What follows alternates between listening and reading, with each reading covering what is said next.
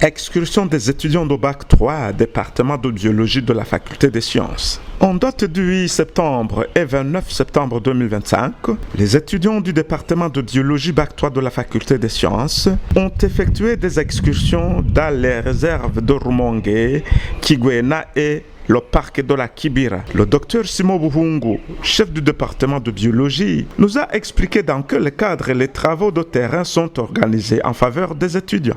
Chaque année, le département de biologie organise des travaux de terrain, communément appelés excursions, dans le but de renforcer les cours théoriques qui sont appris en classe.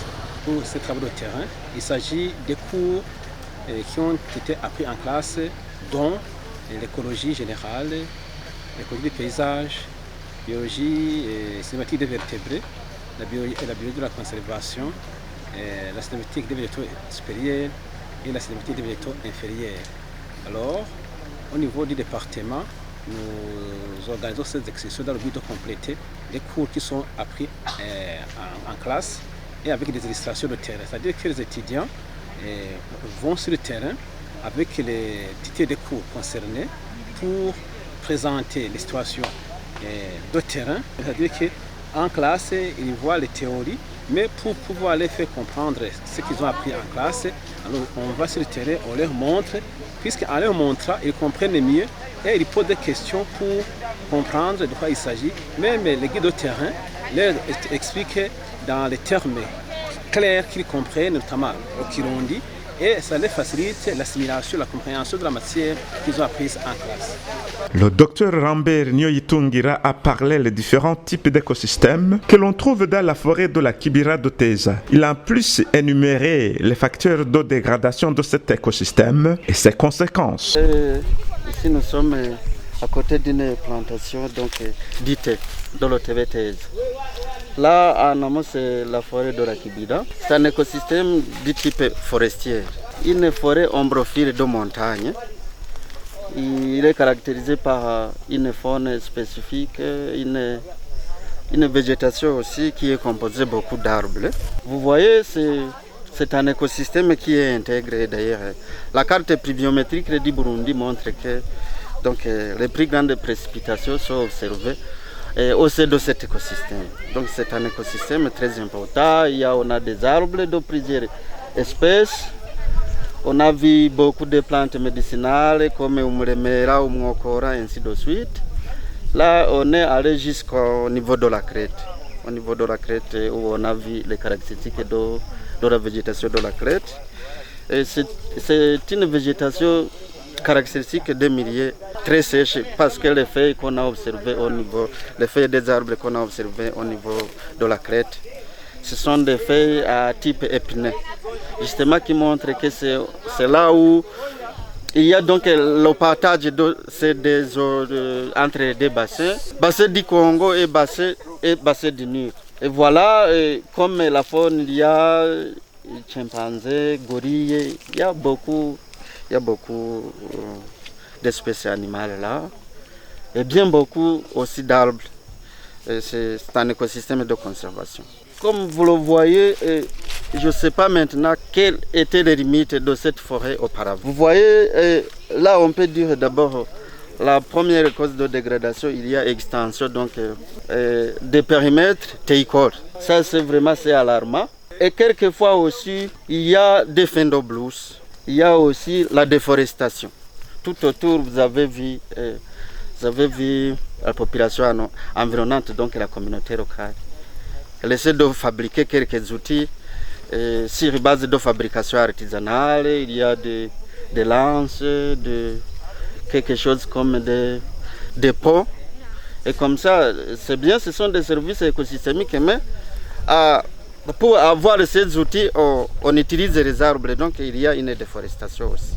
Les conséquences de cette déforestation, si la déforestation devient très alarmante, il y aura quand même perturbation du cycle hydrologique. Une fois c'est dégradé donc à une échelle très alarmante, ça pourra donc perturber le cycle de l'eau. Et avec comme conséquence, ça c'est là quoi, il y a risque de tarissement des sources d'eau en aval. Et aussi, vous savez, le changement climatique, maintenant, c'est une triste réalité. S'il y a coupe des arbres à une échelle alarmante, on aura plus d'émissions de CO2 dans l'atmosphère. Moins d'arbres, plus de CO2. Ce qui aura donc, s'il y aura donc l'augmentation du CO2, comme le CO2 c'est un gaz à effet de serre, ça va donc contribuer à l'augmentation de la température, avec toutes ces conséquences dont on cite le changement climatique. Il a également dégagé quelques propositions de restauration de cet écosystème de la forêt de la Kibira. La restauration ici, ça va d'abord tisser sur les problèmes qui ont été observés. S'il y a déforestation, la première proposition est de sélectionner les espèces d'arbres à replanter. Donc il faut restituer les arbres qui ont été arrivés. La sélection, ça va se baser sur les espèces autochtones et aussi qui s'adaptent bien dans cet écosystème. Ça, c'est la première chose à faire. Aussi, il faudra aussi envisager comment restaurer donc, les sources d'eau. On pourra donc avoir comment, sur quelques bassins, on peut aménager des anti-érosifs donc, pour permettre donc, l'alimentation des nappes. Ça, c'est l'une des solutions. Replanter des arbres, voir aussi comment installer des systèmes qui permettent d'améliorer l'infiltration d'eau.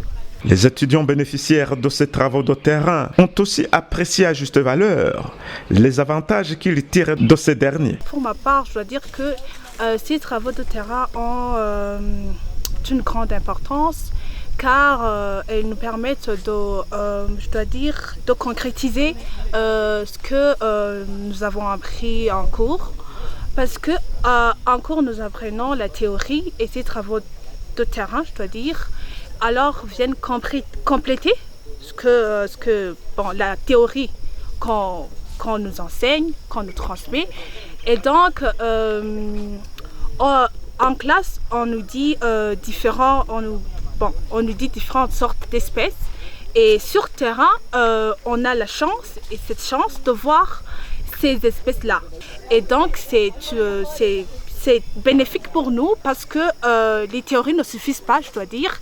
Il nous faut ces pratiques, ces travaux de terrain pour concrétiser ce que nous apprenons en classe et pour avoir, je dois dire, des meilleures bases, des bases qui nous permettront peut-être de nous améliorer pendant nos stages. Ils ont formulé un souhait que ces travaux de terrain puissent être pérennisés et qu'ils se fassent dans les bonnes conditions possibles. Je dois dire que la manière dont ces travaux se font, c'est pas dans les meilleures conditions qui soient, parce que premièrement, je dois dire que c'est réduit. On a peu de temps de concrétiser nos cours qu'on a appris en classe, donc on apprend beaucoup de choses, tellement de choses, mais sur terrain, c'est-à-dire qu'on a peu de temps de concrétiser cela. Ce que je demanderais, c'est juste qu'on puisse avoir beaucoup plus de temps pour concrétiser cette théorie qu'on nous donne. Donc, si le carburant le permet, parce que ce sont des frais, et il y a ce manque-là de carburant qui est là et c'est un vrai problème. Et encore une fois, je dois dire que le fait que ces travaux de terrain soient quelque peu espacés et qu'ils viennent, je dois dire, tard, après que nous ayons appris les cours que nous étions censés, normalement, nous devions apprendre la théorie et aller sur le terrain, mais ça ne se fait pas. De cette manière, il s'écoule énormément de temps pour qu'on vienne sur le terrain. Et durant ce temps-là, il y a, je dois dire, un manque, un oubli en nous, dans notre cerveau. Et c'est ça le vrai problème, je dois dire. Et si ça serait possible que ces travaux de terrain puissent se rallonger et se pratiquer en temps et en heure. Quant à Niboura Nadej Sidedit, guide local du parc de la Kibira d'Oteza, celui-ci a dégagé la faune et la flore que l'on trouve dans ce parc de la Kibira, ainsi que l'écotourisme que l'on compte développer d'ici peu de jours. Il a en plus de cela signalé les rituels qui s'y déroulaient du temps de la royauté au Burundi, sans oublier les menaces auxquelles fait face la dite forêt et les solutions à ces dernières. C'est une forêt très importante car toute seule, elle fournit 65% des zones que le pays possède. Et puis, c'est une forêt qui joue alors très important pour le maintien de climats locaux. Et puis, ça abrite une faune importante, surtout en termes de primates. Nous y avons 10 espèces de primates, dont j'ai en tête le chimpanzé. Vous savez, c'est une espèce qui est beaucoup aimée et recherchée par les touristes. Et bien, il y a d'autres singes tels que le babouin, il y a le cercotèque de l'ouest, pour le Hamir samirini, pour n'en citer que cela. Et puis, ça abrite un bon nombre d'oiseaux. Nous y avons plus de 250 espèces d'oiseaux et tous ces oiseaux sont endémiques, mais communs pour aussi la Nyungwe, parc d'Iguanda, la même continuité. Et puis, c'est une forêt encore très importante parce que c'est une forêt où la pluie prend sa base pour mieux s'installer sur le sol Burundi. Alors, c'est une forêt encore très importante qui est aimée par les touristes, voir quand même sa diversité en plantes.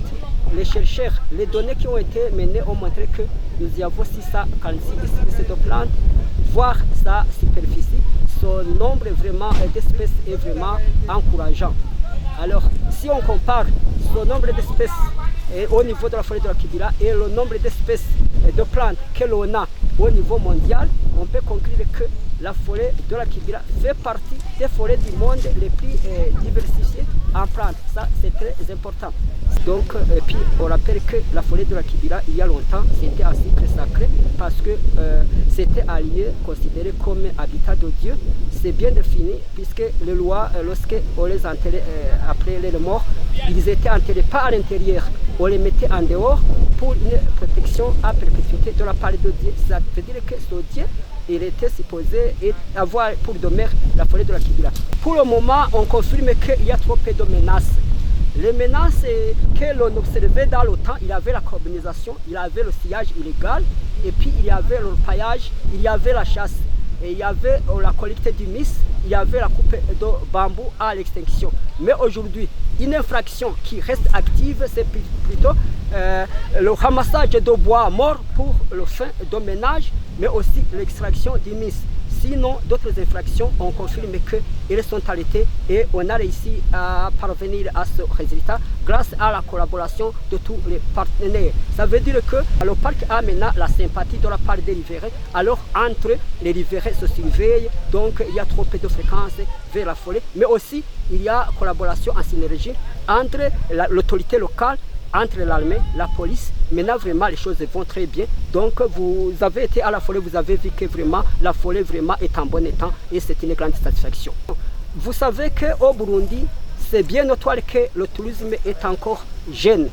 Mais on voit quand même que les touristes commencent à venir. Mais il y a encore à faire. Ça veut dire que les infrastructures adaptées pour promouvoir et améliorer le tourisme ne sont pas encore mises en place. Nous sollicitons que ces infrastructures soient mises en place et que la publicité quand même s'améliore plus que ça. Et je crois que le tourisme va s'améliorer. Et puis vous avez vu la piste que nous avons prise. Vraiment c'est difficile pour les basses voitures. Donc ça aussi c'est une entrave pour le tourisme. Sinon on est fiers que les guides en place sont des guides capables vraiment. Vous avez constaté que les guides, vous avez été avec eux, vous avez été fiers d'un travail qu'ils vous ont rendu.